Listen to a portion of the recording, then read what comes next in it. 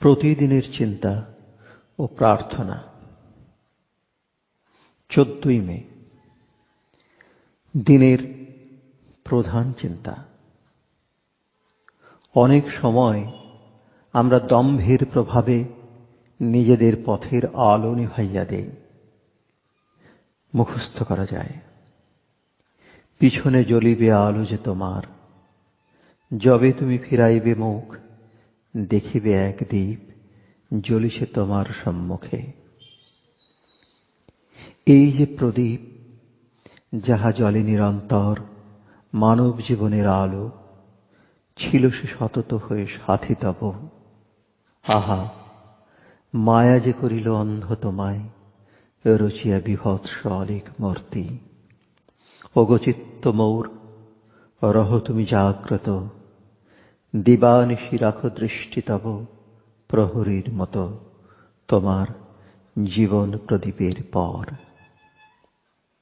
উপদেশ: আমরা যখন সচেতন না হইয়া, ভগবানের সঙ্গে যোগ রক্ষা না করিয়া কেবল বাহিরের জগতের দিকে তাকাইয়া থাকি, তখন আমরা আলো হইতে বঞ্চিত হই।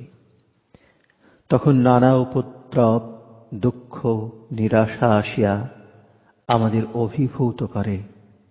এই অবস্থায় দিনের পর দিন চলিয়া যায়, যতদিন আমরা না শিখি সেই দীনতা, যে দীনতা জ্ঞানাভ্যাসের পরেই জন্মে। এই দীনতা ভগবানের চরম আশীর্বাদ।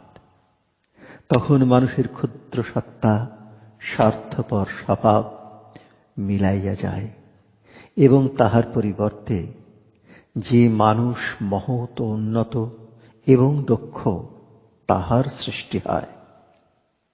প্রার্থনা: হে প্রভু, আমার মধ্যে তোমার দিব্য আলোক প্রজ্জ্বলিত করো, যেন আমি তোমারই আবির্ভাব দর্শন করি এবং সকল জিনিসের যথার্থ রূপ দেখিতে পাই। আমার মনকে সর্বতোভাবে অন্ধকার হইতে মুক্ত করো। এই হৃদয়ে যে স্বার্থ ও অজ্ঞানতার কলুষ, তাহা তুমি ধৌত করো। আমাকে দীনতা দান করো, এবং যাহা কিছু আমাকে তোমা হইতে দূরে সরাইয়া লয়, সে সকল হইতে তুমি আমাকে রক্ষা করো।